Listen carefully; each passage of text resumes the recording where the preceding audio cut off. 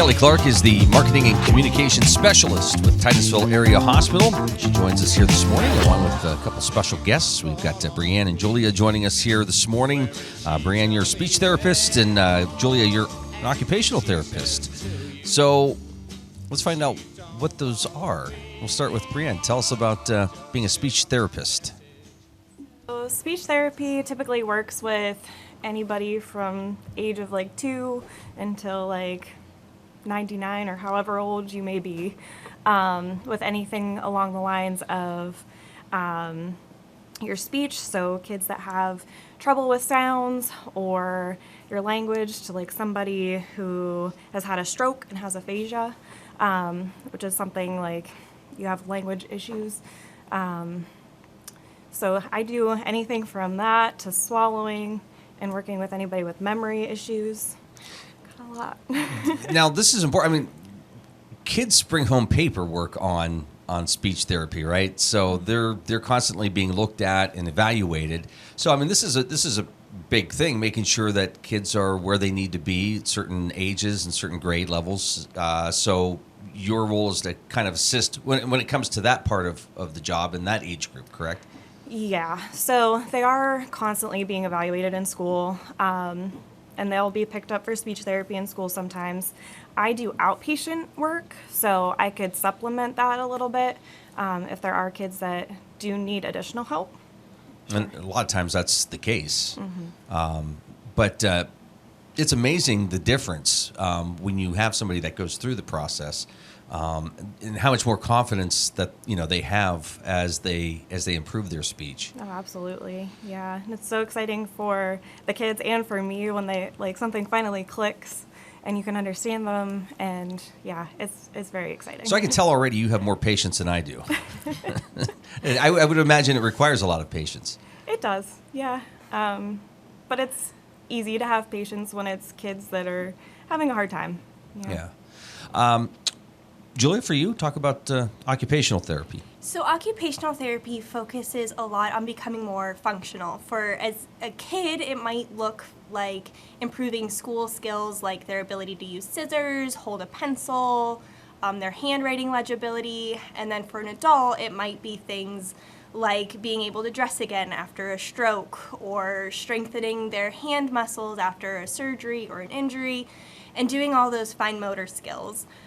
Just like speech, it works across the lifespan. So I see about the same age, 2 and up, in an outpatient setting. Again, anything from kids who can't button or tie their shoes, and it's just getting people to do things that they need to do in daily life. Both can be very frustrating for the patient. Especially if they're used to being able to do something themselves, right? And then for stroke or something else that happens and they're unable to do it, that can be very challenging and very frustrating. And that's the whole thing. Is stepping in and helping them so that they're able to get back to maybe doing that themselves.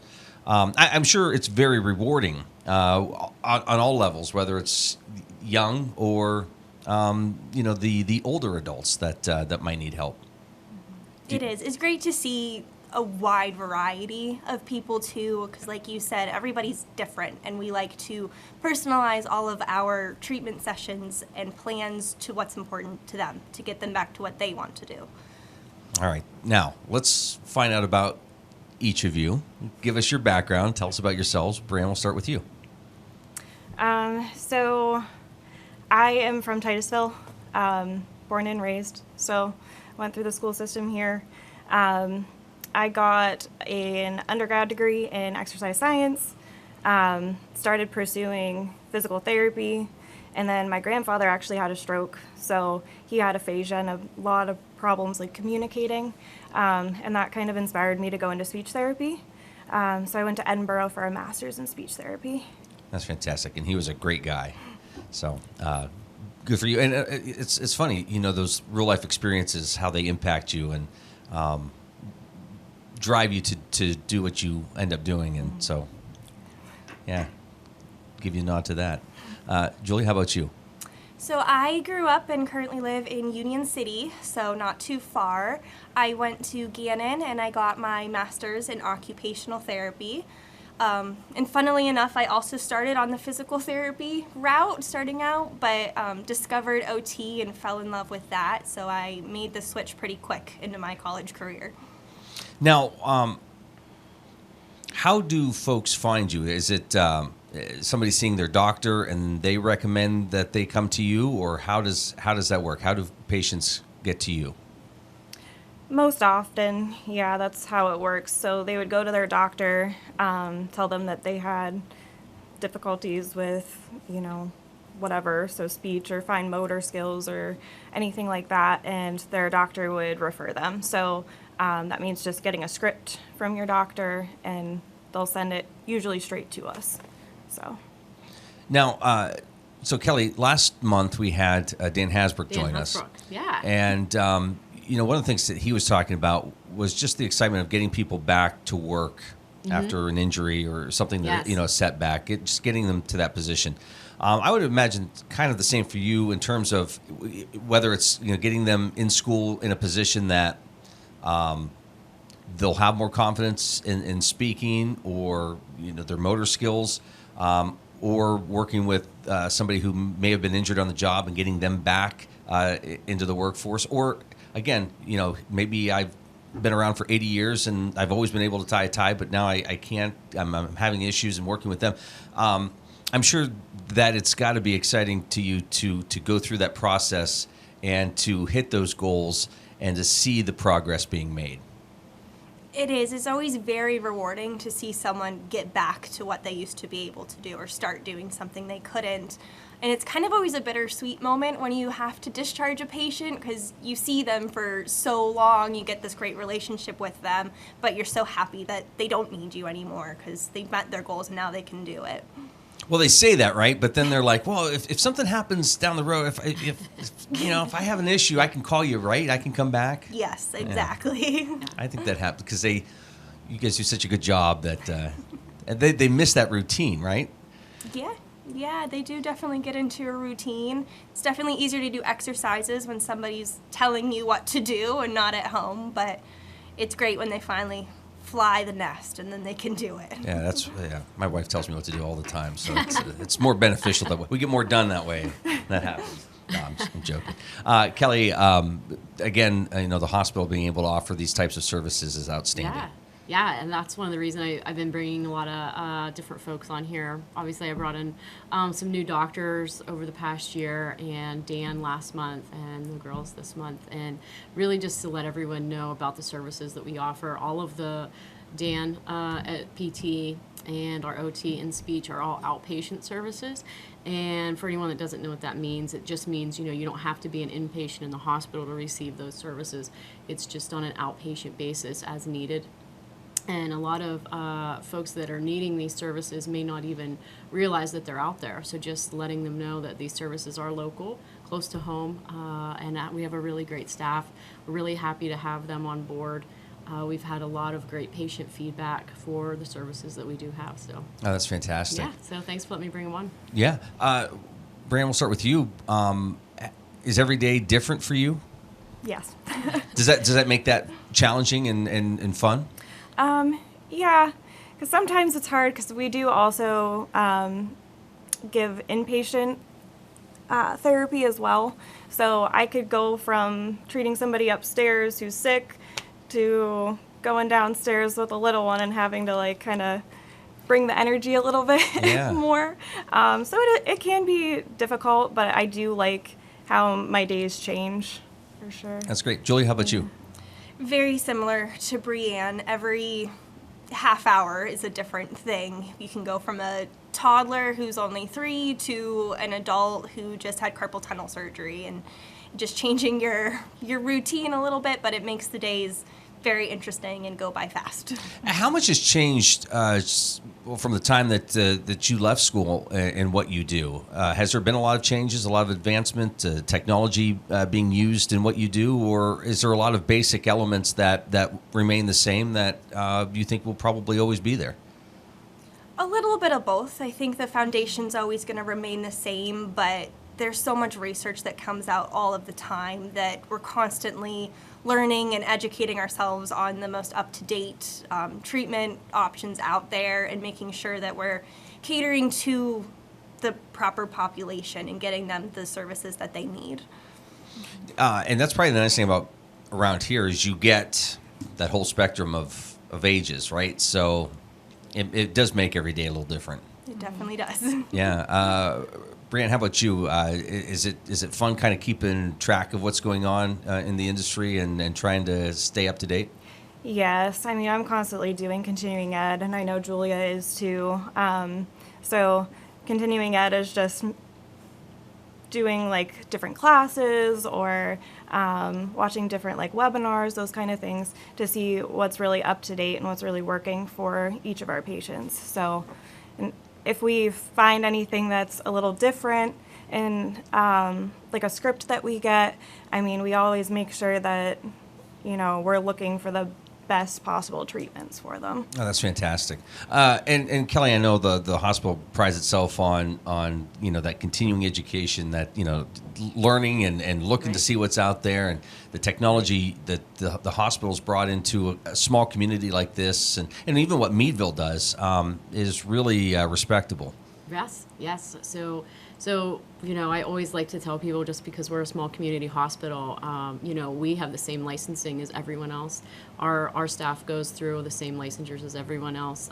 If you were at a big hospital, they're doing the same continuing ed as we are. So you get that small town community feel, but you're still getting the same care that you would in a bigger city. So it does, and our staff actually is phenomenal. Well, you've met most of them, so. Yes. We have that appointment after this meeting, right? But yeah, no, it's fantastic, and it's great when you see them out in the community. I'm sure you see, you know, patients out in the community, and they always get a big smile, and maybe you know, they come up and say thank you for what you do, and it's important. Yeah. It's great. Brianne almost broke our Facebook when she first came. I did a post for her. I didn't know she had a large history here. So being born and raised here and then coming to work here, it was one of my most liked posts, I think, ever. So now, with the way you have offices set up in Northwest Pennsylvania, do the two of you, do you stay here, or do you hit some of the other locations as well? We just stay Okay. here. Yep, and patients come right to us at the hospital. That's fantastic. yeah, so they offer face-to-face. During COVID, they were still offering face-to-face services, which a lot of other services had dropped off from that, and we're doing a lot of telehealth, which, if you can imagine doing telehealth for speech or OT, is crazy, especially with kiddos, you know, trying to keep them engaged while doing those exercises via webinars is really hard. So the girls were doing still face-to-face, which was really beneficial to a lot of their patients. Oh, that's fantastic. Good job. Good job. Let's do this real quick. You're watching The Morning Drill on Stream Television and on Armstrong's Neighborhood Channel. We've got our friends from Titusville Area Hospital here this morning. Before we come back, and you can let us know how folks can get a hold of you and some other things, Kelly, give us a quick update about some other things happening at the hospital. What's been going on? By the way, the ladies downstairs ordered some food last week from the hospital, and it was phenomenal. Yeah, right? It was really good. So I didn't know that you could do that because it was to go. Yeah, Okay. you can. And it's cool. Brianne's like, what? We have a lot of people that come in and do that. We have entrees every day in the cafeteria that are priced really great. We have people that aren't necessarily there for services, but they come to the cafeteria to eat. And that supports the hospital, right? And it does. It supports a hospital. It supports our dietary program. And it really is great to see folks that are just happy to come in there and get a good meal for a good price. A lot of the folks in the area are on a fixed income for Social Security, so to come in and get a whole meal for $5, you know, or around there. Yeah. And you even have girls downstairs getting to-go food. So yeah. Well, they're like, hey, we're ordering some food from the hospital. Would you like any? I'm like, you're what? Yeah, from the hospital. Yeah. Sure. And you're like, is it a burger? I like their burgers. Yeah. No. That's a different conversation. Right. Lots of golf conversation. Yeah. Golf will be coming soon enough. Don't worry. Ooh. Yeah. But yeah, phenomenal. So again, here's a great way for the community to help support Yeah. Yes. everything happening at the hospital. Yeah, so we are also in the end of a project. I haven't talked a lot about this project because I didn't have to raise money for it. So it is in the Oil City location for OVIMA, the Oil Valley Internal Medical. So they actually expanded services there, so added an addition onto that office, which offered more space for patients to be seen. And so that project is going to be wrapping up soon. So they'll be utilizing more office space there, which is going to be really great for patients. How do they have time to do that? I don't know. I mean, and it happened quick. Like, no one even knew about it. It was just all of a sudden almost done. By the way, I don't know if it was just them or the hospital, but their appointment system now, their scheduling system is awesome. It's almost hard to miss an appointment.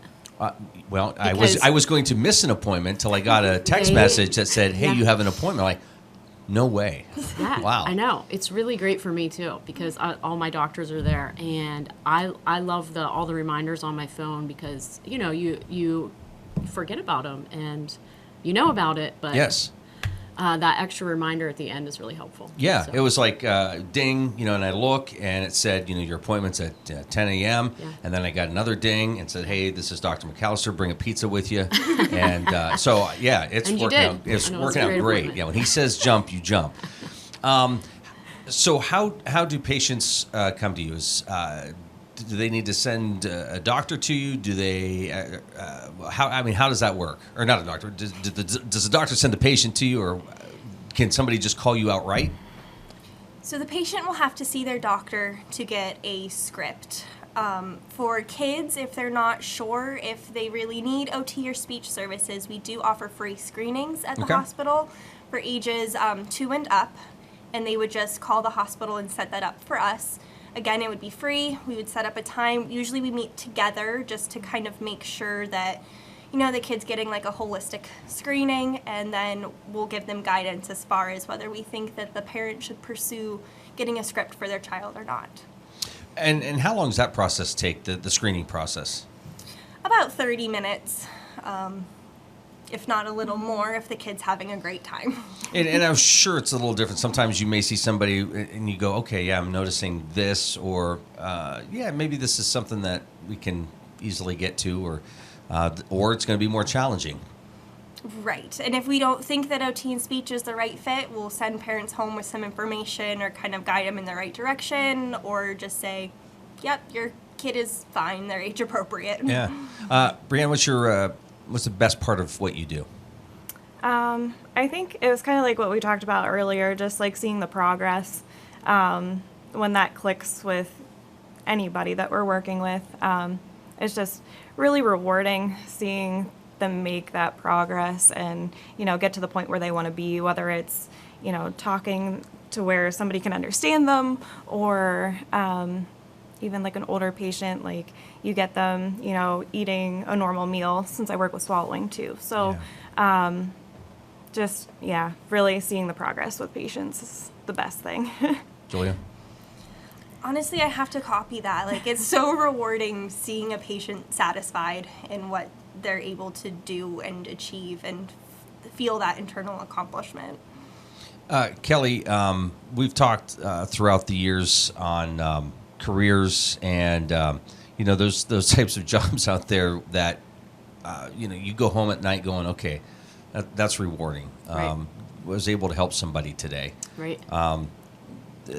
Again, here's two ladies that are saying that sort of thing. What does that mean for you, and what's that mean for any positions that are available? Yeah, I say all the time, everyone makes it easy to be a marketer.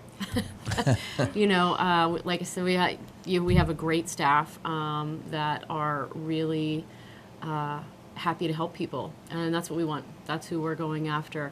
You wanna make a difference. There's lots of jobs at the hospital. I don't even work with clients, and I feel like what I do makes a difference to people. Getting the services out there and letting people know that we are here to help them is rewarding in itself. We always have really great availability. Even if you're a housekeeper, even if you are a phlebotomist, even if you are a marketer. I mean, you're directly helping patients access healthcare. Well, And maintenance, janitorial service. I mean, everybody every plays a single role. person at our hospital touches a patient, whether it's directly or indirectly. Our volunteers at the hospital, our auxiliary. Yep. So it's a really great community hospital that has a lot of people just like them that are looking to help people. Now, for the free screenings, again, is that through the doctor, or can they call directly and schedule an appointment for the screenings? They can call directly for the free screenings and schedule that appointment. And it's not like you have to do it before the school year, or it can be any time for that. Anytime. I guess, is there any interaction with the schools, or do they have somebody in place, and then if there's maybe added help that's needed, then somebody, the parents would call you guys and get that scheduled? Yeah. So I typically have gotten kids that have gone to their doctor that have said, like, hey, they do get these services in school, but I think they need a little bit extra. And the doctors are usually pretty accommodating and want to get the kids the services they need. Well, and a lot of times, Julie, I'm sure it's for you, and again, any age group, just having more time to work on, work with somebody, as opposed to maybe a 20-minute window, a couple of days a week. Right, Makes it 100%. Like, I could see them multiple times a week if they needed to, whereas in school it might be once a week or every other week. So getting a little extra push, it can be helpful, a little extra support. Kelly, anything else? Yes. So I know. Blew you away with that. So it's October, and it's Breast Cancer Awareness Month. We do offer free mammograms for anyone that is uninsured or underinsured. You just have to give the hospital a call and tell them you're interested in a free mammogram. A lot of doctors in the area know about them, so if anyone is out there, we actually offer them all year round. But in October, we definitely advertise it more due to Breast Cancer Awareness Month. So, All right. Good to see you. Thank you Good for to your see time. Thank you.